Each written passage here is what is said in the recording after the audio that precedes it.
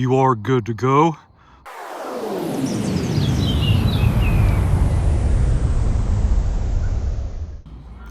Well, good evening and welcome to the Arbor Hills Nature Preserve in Plano, Texas.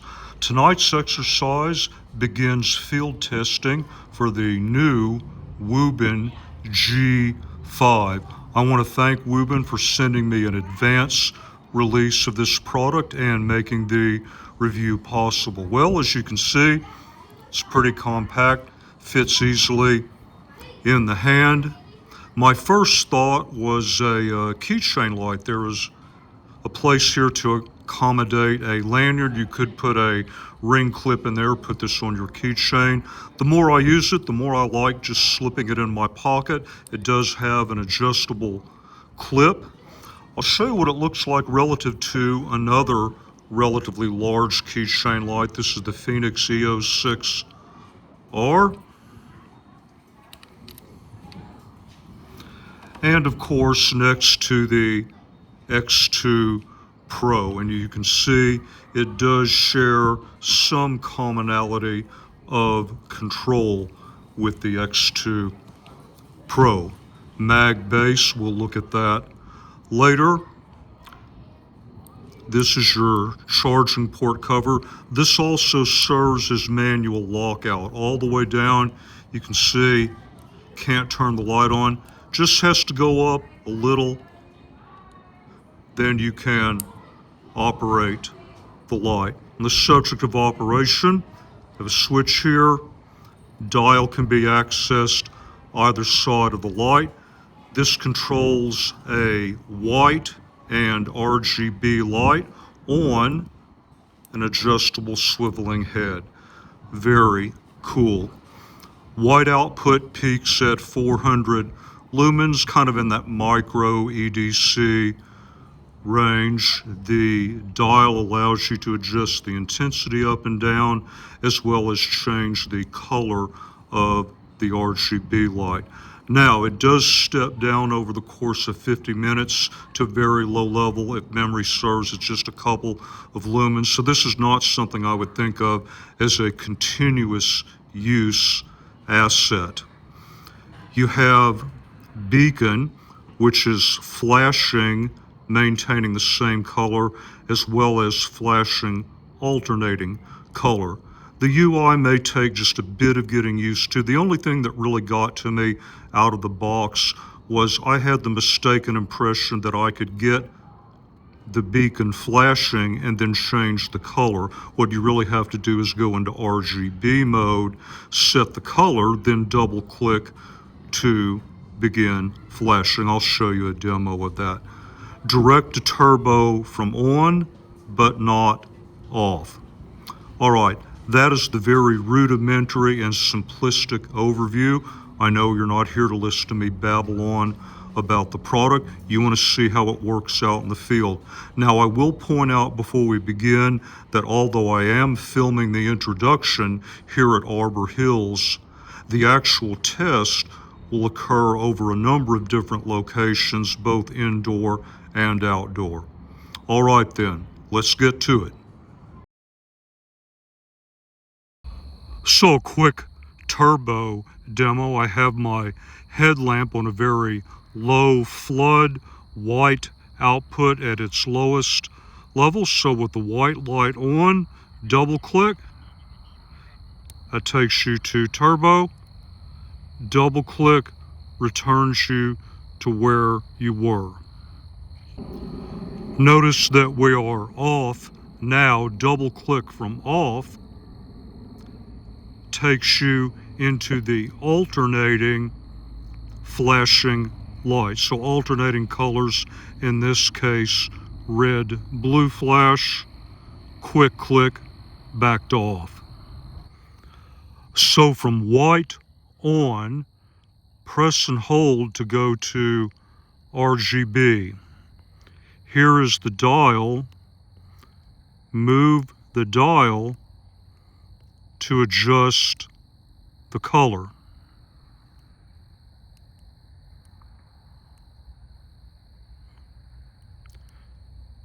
So now we're in blue.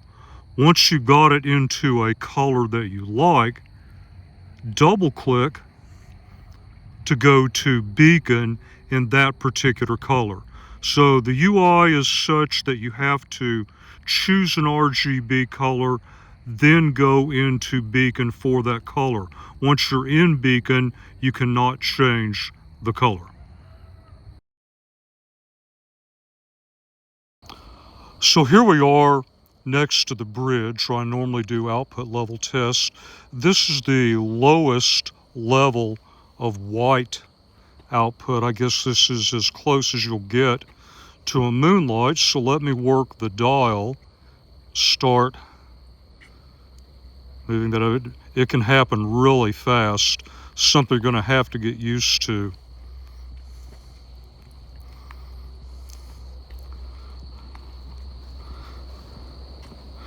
Okay, so let me go over here and look out over the bridge down towards the creek. Keep moving up.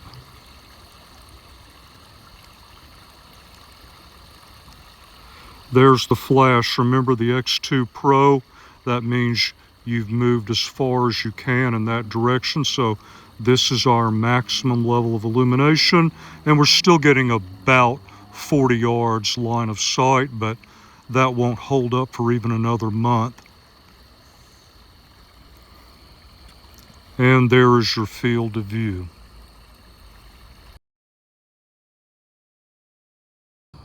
The classic close quarters search at the playground, although I'm starting from a different location. This is the lowest level of illumination. Let me work this up a bit. And for inside 10 to 15 yards, I'm about a quarter to halfway up. This is more than enough illumination to get the job done. So path following, up about halfway. That's my best guess. This is not a light that I would want as a constant use asset, but if you got really jammed up for maybe 30 minutes, that's all you really needed to get back to where you started. You didn't want to burn your cell phone battery. This is what you're up against.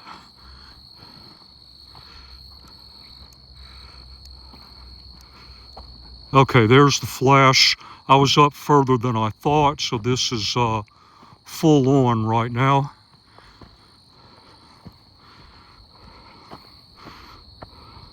Definitely gets the job done, but again, this is something I wouldn't want to run for hours and hours.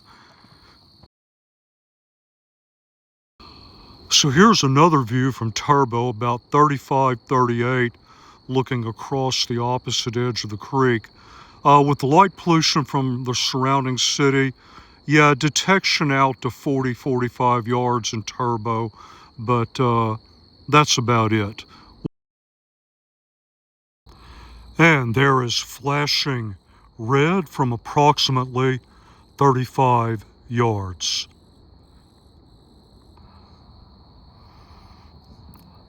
Flashing red blue from approximately 35 yards. And this is what the amber light looks like from maybe a yard to two away. Let me just keep adjusting color here.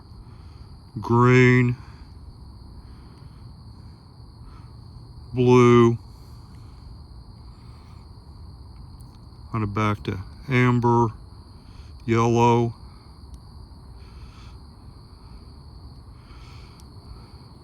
Want to round to red, and we'll stop it there.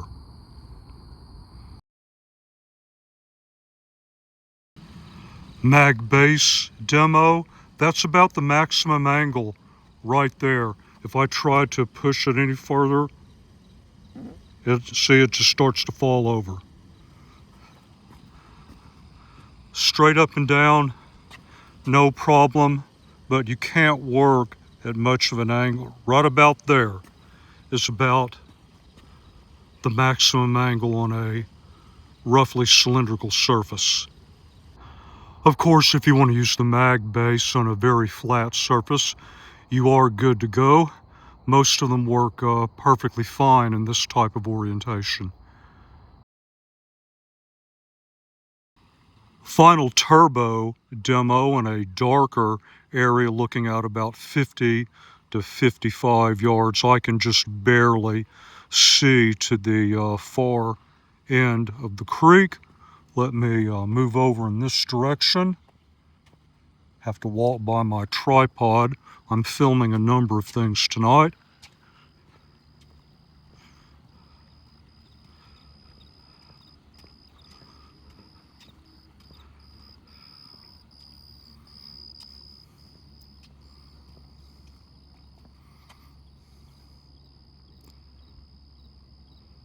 And there you have it.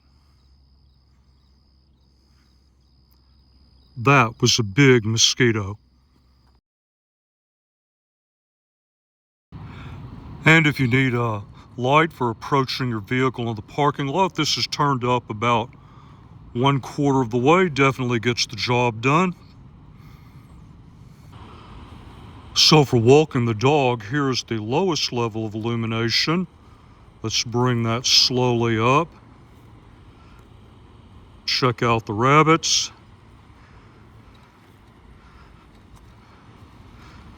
I'll bring it up a little bit more. There we go.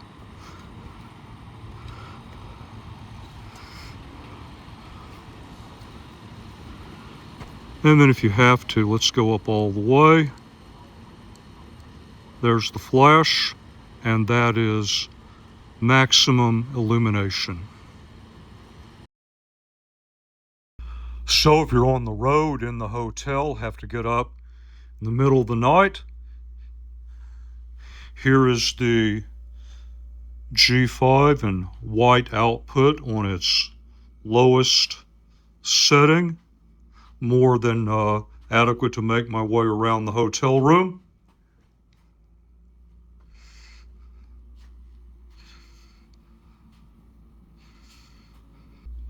Or if you prefer a color output, my favorite is green, since the human eye responds to changes in green hues far better than any other color. And once again, the G5 has got you covered. So I'll come back to the room. I'm generally loaded down with camera gear. It's all I can do to get my room key out and manage to get in the room.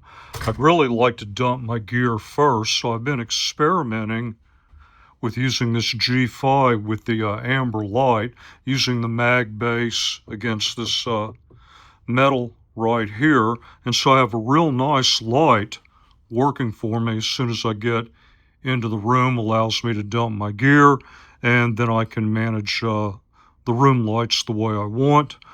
If you're traveling with kids and maybe they like a night light, forgot to pack one, this might be something you would find useful, but does seem like there are a number of potential use cases as a travel light. And that was a very interesting set of tests for a very interesting light. You saw a number of use cases indoors and outdoors over a variety of locations. I hope that is sufficient for you to be able to make a decision one way or the other. If you would like to see some additional test or comparison, leave a comment. I'll see what I can do. And that's it for my testing. And as always, until the next review, thank you very much for your time, and thank you for watching the video.